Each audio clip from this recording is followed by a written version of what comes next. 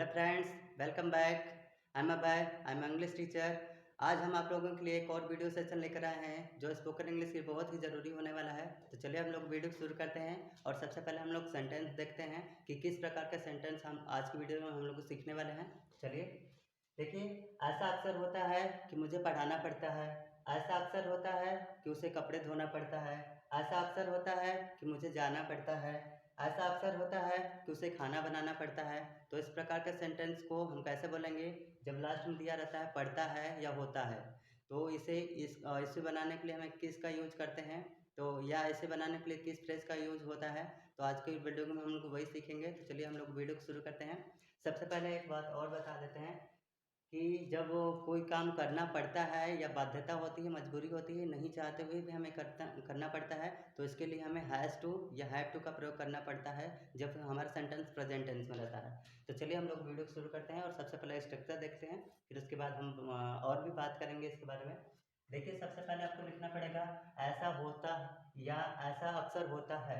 तो इसकी इंग्लिश होती है इट्स ऑफन द केस। तो सबसे पहले हम लोग स्ट्रक्चर देख लेते हैं। It's often the case, it's often the case, it's often the case, it's often the case. फिर उसके बाद हमें लिखना है सेंटेंस। सेंटेंस जिस भी टेंस में रहेगा उसको हम बना लेंगे। देखिए, सबसे पहले हमें लिखना पड़ेगा ऐसा अक्सर होता है कि इंग्लिश होती है इट्स ऑफन द केस। तो सबसे पहले हमें इट्स ऑफन द केस लिखना है, फिर उसके बाद सेंटेंस लिखना है। तो चलिए हम लोग सेंटेंस को और अच्छे से समझने के लिए हम लोग बना करके प्रैक्टिस करते हैं और समझते हैं।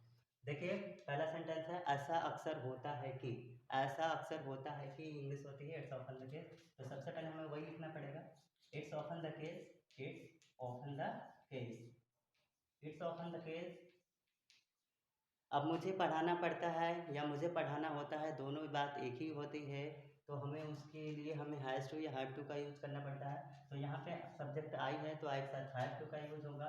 तो I have to teach, I have to teach. देखिए, ऐसा अक्सर होता है कि मुझे पढ़ाना पड़ता है या ऐसा अक्सर होता है कि मुझे पढ़ाना होता है।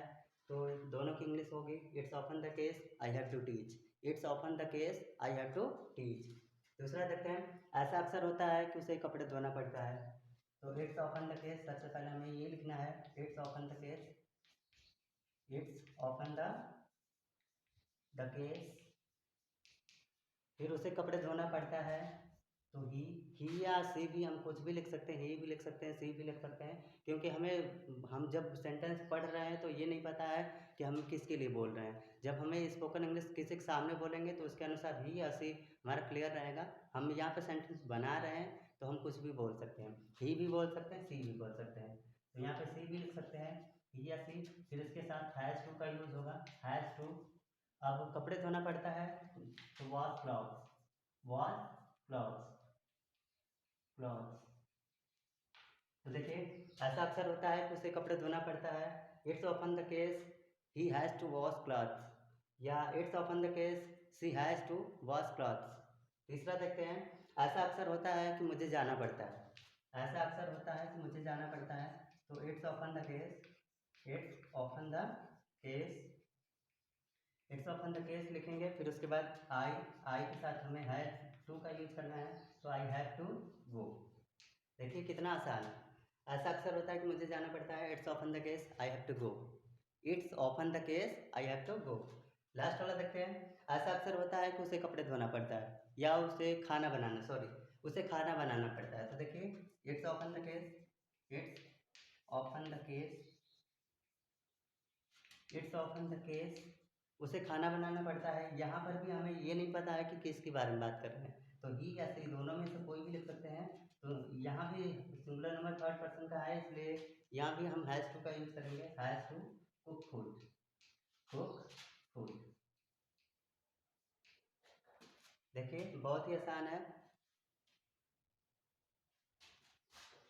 ऐसा अक्सर होता है कि उसे खाना बनाना पड़ता है। तो it's often the case he has to cook food या she has to cook food, दोनों में से कोई भी बोल सकते हैं। हम बनाते समय कोई भी बोल सकते हैं। जब हमें यूज करना होता है किसी के सामने तो हम सामने जो रहता है उसके हिसाब से हम लोग सेंटेंस यूज करते हैं।